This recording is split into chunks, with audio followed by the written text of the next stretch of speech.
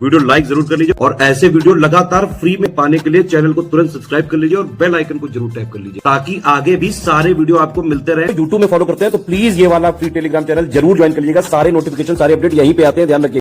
नमस्कार साथियों, स्वागत है आप सभी का ऑनलाइन एग्जाम प्रिपरेशन पर which is the part of study for civil services. दोस्तों, आज की वीडियो में हम पढ़ने जा रहे हैं पेट्रोलियम एवं प्राकृतिक गैस के बारे में। खनिज संसाधन हमारा टॉपिक चल रहा है, ज्योग्राफी का ये टॉपिक है और मोस्ट इंपॉर्टेंट टॉपिक सीरीज का ये पार्ट है। तो इसके हमने 3 पार्ट देख लिए हैं खनिज संसाधन की। आज हम अगला पार्ट देख रहे हैं जिसमें हम पेट्रोलियम और प्राकृतिक गैस के बारे में पढ़ेंगे। लास्ट वीडियो में हमने कोयले के बारे में जाना था, उसके अलावा यूरेनियम, थोरियम, चूना पत्थर, इन सारे खनिजों के बारे में तथ्य देखे थे। तो चलिए शुरुआत करते हैं आज की वीडियो की। वीडियो को लाइक जरूर कर दें और चैनल को सब्सक्राइब नहीं किया तो सब्सक्राइब भी कर लें। शुरुआत करते हैं टॉपिक की। सबसे पहले बात करते हैं पेट्रोलियम की। कच्चा पेट्रोलियम द्रव और गैसीय अवस्था में हाइड्रोकार्बन से युक्त होता है, तो इसमें हाइड्रोजन और कार्बन के अणु होते हैं। ये प्रश्न एग्जाम में आ चुका है। इसकी रासायनिक संरचना, रंग और विशिष्ट घनत्व में भिन्नता पाई जाती है। इसका रासायनिक जो संरचना है वो अलग होती है, रंग अलग होता है और विशिष्ट घनत्व भी अलग होता है। यह मोटर वाहन, रेलवे, वायुयान के अंतर्दहन, ईंधन के लिए ऊर्जा का एक अनिवार्य स्रोत है। तो ईंधन के रूप में इसका यूज़ करते हैं पेट्रोल का। ठीक है, आपकी स्कूटी है, आपकी बाइक है, सब पेट्रोल से चलता है, कार पेट्रोल से चलती है। इसके अनेक सह उत्पादक पेट्रो रासायनिक उद्योग जैसे कि उर्वरक, ये इसके सह उत्पादक हैं। जैसे पेट्रोलियम जब बनाया जाता है तो उसमें कई सारे उत्पाद प्राप्त होती हैं। उर्वरक, कृत्रिम रबर, कृत्रिम रेसे, दवाइयाँ, वैसलीन इसी से निकलता है, स्नेहक, मोम, साबुन और अन्य सौंदर्य सामग्री में प्रक्रमित किए जाते हैं। यानी कि इनका यूज़ कई सारी चीज़ों में किया जाता है। जो पेट्रोलियम उत्पाद होते हैं, सह उत्पाद होते हैं, उनका यूज़ कई सारी चीज़ों में, जैसे वैसलीन का यूज़ कई सारे सौंदर्य प्रसाधन सामग्री में होता है। इसी प्रकार से ये सारे रबर से कितनी सारी चीज़ें बनती हैं। ठीक है, अपरिष्कृत पेट्रोलियम टर्शियरी युग की अवसादी सैलों में पाया जाता है। प्रश्न आ चुका है कि पेट्रोलियम किस प्रकार की सैलों में मिलता है, तो अवसादी सैलों में। ठीक है, ये टर्म याद रखें। व्यवस्थित ढंग से तेल अन्वेषण और उत्पादन 1956 में तेल एवं प्राकृतिक गैस आयोग की स्थापना के बाद से प्रारंभ हुआ था। तब तक असम में डिगबोई एकमात्र तेल उत्पादक क्षेत्र था। तो ये प्रश्न आ चुका है, असम डिगबोई कहाँ पर है तेल उत्पादक क्षेत्र, असम राज्य, इतना याद रखें। लेकिन 1956 के बाद से परिदृश्य बदल गया, और भी क्षेत्र हो गए। हाल ही के वर्षों में देश के दूरतम पश्चिमी और पूर्वी तटों पर तेल निक्षेप पाए गए हैं। असम में डिगबोई, नाहरकटिया और मोरान महत्वपूर्ण तेल उत्पादक क्षेत्र है। गुजरात में प्रमुख तेल उत्पादक क्षेत्र है अंकलेश्वर, कालोल, मेहसाणा, नवागाम, कोशांबा और लनीज। ये गुजरात के क्षेत्र हैं। इनको राज्य के हिसाब से अलग से नोट कर ले, सिनॉप्सिस बना ले, वो आपके रिवीजन में काम आएंगे। मुंबई हाई, यहाँ से प्रश्न आ चुका है, जो कि मुंबई नगर से 160 किलोमीटर दूर अपतटीय क्षेत्र में पड़ता है और 1973 में खोजा गया था। 1976 में यहाँ पर उत्पादन प्रारंभ हो गया था। तेल एवं प्राकृतिक गैस को पूर्वी तट पर कृष्णा और गोदावरी और कावेरी के बेसिनों में अन्वेषणात्मक कूपों में पाया जाता है। तो ये कहाँ पर, किस क्षेत्र में? पूर्वी तट पर कृष्णा, गोदावरी, कावेरी बेसिन है, यहाँ पर मिलता है। भारत में खनिज तेल के बारे में सर्वप्रथम 1860 में मार्गेरिटा के समीप असम रेलवे एंड ट्रेडिंग जो एक कंपनी थी, इसके द्वारा पता लगाया गया था।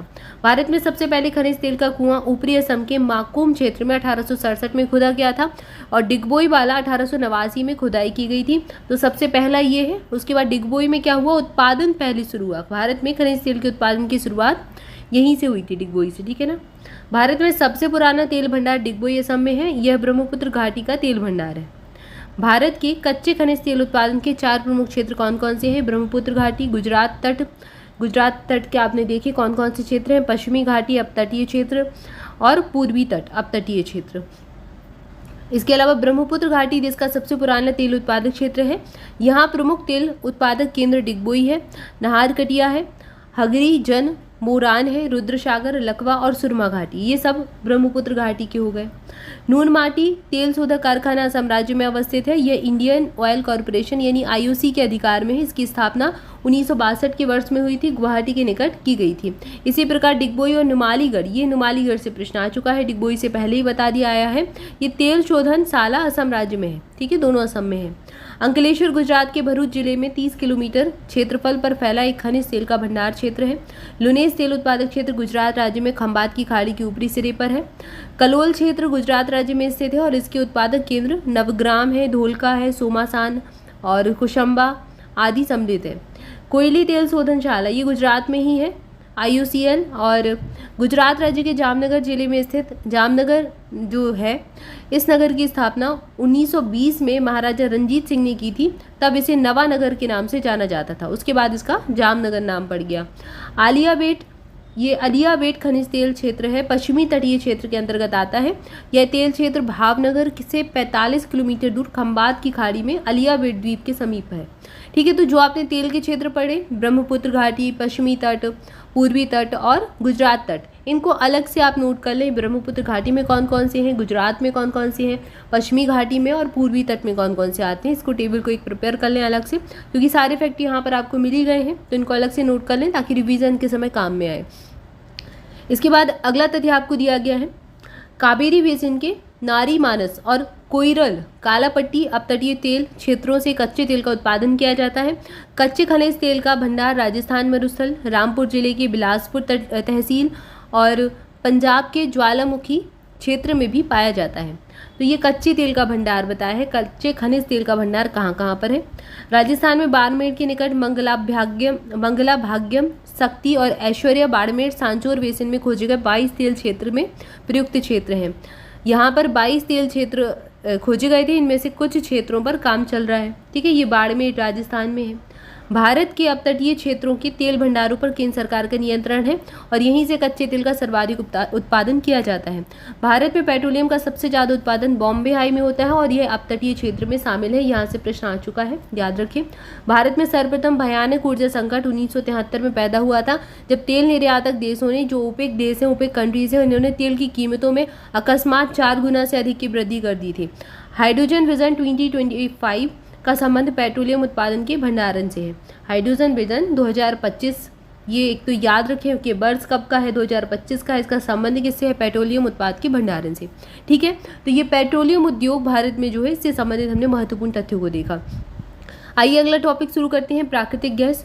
गैस अथॉरिटी ऑफ इंडिया, जिसको गेल कहा जाता है, इसकी स्थापना 1984 में सार्वजनिक क्षेत्र के उद्यम के रूप में प्राकृतिक गैस के परिवहन एवं विपणन के लिए की गई थी, ताकि इसका परिवहन आसान बनाया जा सके और इसका जो व्यापार है, विपणन है, इसको सही बना सके। गैस को सभी तेल क्षेत्रों में तेल के साथ प्राप्त किया जाता है।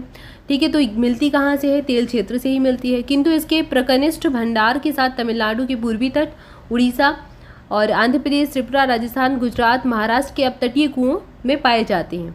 इसके जो रिजर्व है, ये कहाँ कहाँ मिलते हैं? इसके रिजर्व तमिलनाडु में है, उड़ीसा में है, आंध्र प्रदेश के त्रिपुरा में है और राजस्थान में है। गुजरात, महाराष्ट्र के अपतटीय कुओं में भी इसके रिजर्व्स हैं। लेकिन जहाँ जहाँ से तेल निकाला जाता है, वहाँ पर भी इसका उत्पादन हो जाता है।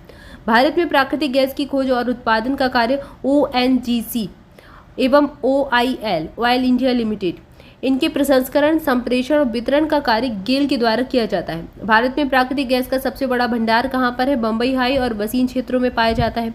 इसके अतिरिक्त नहरकटिया, मोरान क्षेत्र, जगतिया, गोधा, मंग मडम और अवाडी, विरुगंभकम तमिलनाडु में है, बरानूरा त्रिपुरा में है, बाड़मेर, चरसबाला राजस्थान में है और नामचिक, मियागो पुंग या अरुणाचल प्रदेश में है। नामचिक से प्रश्न आया है, अरुणाचल प्रदेश का है। और यहाँ पर इत्यादि, ये जो है, ये क्षेत्र गैस के भंडार से यहाँ पर भी गैस के भंडार प्राप्त हुए हैं। भारत में अधिकांश प्राकृतिक गैस का उत्पादन बशीन और बॉम्बे हाई अपतटीय क्षेत्र से होता है। हजीरा, बीजापुर, जगदीशपुर, ये गैस पाइपलाइन जो है, इससे प्रश्न बना है। ठीक है, ये जो गैस पाइपलाइन है, gas authority of India limited, GAIL के द्वारा निर्मित की गई थी। HBJ इसको कहा जाता है। हजीरा, बीजापुर, जगदीशपुर पाइपलाइन के द्वारा प्राकृतिक गैस का परिवहन दक्षिण बेसिन से किया जाता है और यह बॉम्बे हाई के अपतटीय क्षेत्र में अवस्थित है। मौलिक चट्टान बलुआ पत्थर में परिवर्तन से संगमरमर एवं सैल में परिवर्तन से स्लेट रूपांतरित सैलों का निर्माण होता है। तो ये परिवर्तन का बताया है कि जैसे बलुआ पत्थर है, इसमें परिवर्तन से संगमरमर बनेगा, संगमरमर एवं सैल में परिवर्तन से स्लेट बनता है। भारत में निकेल का सबसे ज़्यादा भंडार उड़ीसा में मौजूद है, परंतु इसका खनन भारत में नहीं होता। इसकी संपूर्ण आपूर्ति आयात के द्वारा की जाती है, मतलब जितना भी हम आपूर्ति भारत में करते हैं, आयात करते हैं दूसरे देशों से, भारत में खनन इसका नहीं होता है निकेल का। सीसा मुख्य रूप से रवेदार सैलों या फिर सिस्ट में चांदी के साथ मिला हुआ पाया जाता है। प्रीक्रैम्बियन और विंध्य चूना पत्थर की सैलों में भी ये मिलता है। सीसा वायुमंडलीय संक्षारण और अम्लीय पदार्थों का प्रतिरोधी होता है। भारत में सीसे का उत्पादन करने वाला एकमात्र राज्य राजस्थान है। राजस्थान की जावर क्षेत्र से सीसे का उत्पादन होता है। दक्षिण अफ्रीका के जोहान्सबर्ग के पास मपोंगनेंग सोने की खान के लिए विश्व की सबसे बड़ी खान है ये। इसके बाद अगला तथ्य दिया गया, भारत में मध्य प्रदेश हीरा उत्खनन की दृष्टि से सबसे प्रमुख राज्य है। यहाँ का पन्ना और सतना जिले में हीरे के कई महत्वपूर्ण खाने हैं। हीरा युक्त किम्बरलाइट के बृहद भंडारों की खोज हाल ही में छत्तीसगढ़ के रायपुर जिले के पयाली खंड और बेहरादीन और बस्तर जिलों में के तोकापाल में अभी की गई है। ये कुछ जो बृहद भंडार हैं इनको खोजा गया है। जादूगोड़ा झारखंड के पूर्वी सिंहभूम जिले में है और यूरेनियम उत्खनन के लिए प्रसिद्ध है। ये प्रश्न आ चुका है, जादूगोड़ा कहाँ पर है? झारखंड में है और यूरेनियम उत्खनन यहाँ से होता है। जादूगोड़ा या फिर जादूगोड़ा यूरेनियम खान में पहली बार उत्खनन कब शुरू हुआ था? 1967 में, 1967 में। यहाँ से प्रतिवर्ष लगभग 200 मेगाटन यूरेनियम का उत्पादन किया जा रहा है। उत्तर प्रदेश के ललितपुर जनपद में यूरेनियम पाया जाता है। केरल के कई भागों में मूल्यवान खनिज पाए जाते हैं और कोल्लम जिले के समुद्र तटीय बालू में बड़ी मात्रा में मोनोजाइट, इल्मेनाइट, रूटाइल, जिरकॉन, सिल्मेनाइट आदि खनिज मिलते हैं। चाइना के लिए अथवा काओलिन भी राज्य के कई भागों में पाई जाती है। Monazite thorium, uranium, cerium, lanthanum आदि का मिश्रण होता है। यह केरल के तटीय क्षेत्रों में बड़ी मात्रा में मिलता है और भारत में थोरियम निक्षेप के व्यापक भंडार अवस्थित हैं। तो ये कुछ मिसलिनियस के फैक्ट थे जो एग्जाम में पूछ लिए जाते हैं। मोनोजाइट से प्रश्न आया है वन एग्जाम में, केरल याद रखें मोनोजाइट के संदर्भ में, ठीक है। इसको ये इंपॉर्टेंट फैक्ट एग्जाम में पूछ सकते हैं, ठीक है। तो यहाँ पर हमने देखा और ये तेल शोधन कारखाने हैं। मैप में एक बार देख लीजिए कि कहाँ कहाँ पर तेल शोधन कारखाने अवस्थित हैं। ये जो बड़ा डॉट है ब्लैक वाला तेल शोधन कारखाने, जैसे बठिंडा है, पानीपत, मथुरा, बरौनी हो गया ये, और यहाँ पर देखिए ये पूर्वोत्तर में गुवाहाटी, नुमालीगढ़, डिगबोई और ये गांव है एक योंगई गांव है। और यहाँ पर देखिए ये जामनगर गुजरात का याद रखें, पूछा जाता है। बाड़ितर और यहाँ पर एक कोम्बली है, बीना मध्य प्रदेश का हो जाएगा। ये प्रश्न बना है, MPPSC में पूछा गया है। यहाँ पर हल्दिया, पारादीप, विशाखापट्टनम, तातीपाका, चेन्नई, मंगलुरु और नागपट्टिनम और यहाँ पर नीचे एक कोच्चि। तो ये तेल शोधन कारखाने हैं जहाँ से तेल का शोधन किया जाता है, ठीक है। और एक मैप में आपको गैस पाइपलाइन भी लेकर आएंगे, जिसमें गैस पाइपलाइन जो है, जैसे आपने अभी यहाँ पर हजीरा वाली देखी, तो और भी कई सारी, तो उनको एक वेब मैप के माध्यम से उसको बता देंगे तो कई सारी चीज़ें आसान हो जाएंगी उसके थ्रू। तो यहाँ पर हमने 2 टॉपिक बेसिकली पढ़े, प्राकृतिक गैस और पेट्रोलियम। आई होप जानकारी अच्छी लगी होगी। वीडियो अच्छा लगा है तो जल्दी से लाइक कर दें, चैनल को सब्सक्राइब भी कर लें। स्टडी फॉर सिविल सर्विसेज पर अभी बिग डिस्काउंट मिल रहा है एप्लीकेशन पर। अगर आप हमारे एप्लीकेशन पर कोई भी PDF लेते हैं या हमारा कोई भी कोर्स लेते हैं, UPPSC का RO को कोई भी कोर्स लेते हैं, तो आपको 50% का डिस्काउंट मिल रहा है। अभी तक 20% का डिस्काउंट था, पर 31 मई तक आपको 50% का डिस्काउंट मिल रहा है। कूपन कोड आपका वही है, ज्ञान सर कूपन कोड आपको लगाना है और ज्ञान सर कूपन कोड लगाकर आप 50% तक के डिस्काउंट के साथ हमारी कोई भी PDF ले सकते हैं। तो तुरंत जाकर एप्लीकेशन पर चेक कर लीजिए और अपनी प्रिपरेशन कीजिए एग्जाम की और इस साल सिलेक्शन पक्का करिए। Thank you for watching this video. Thank you so much.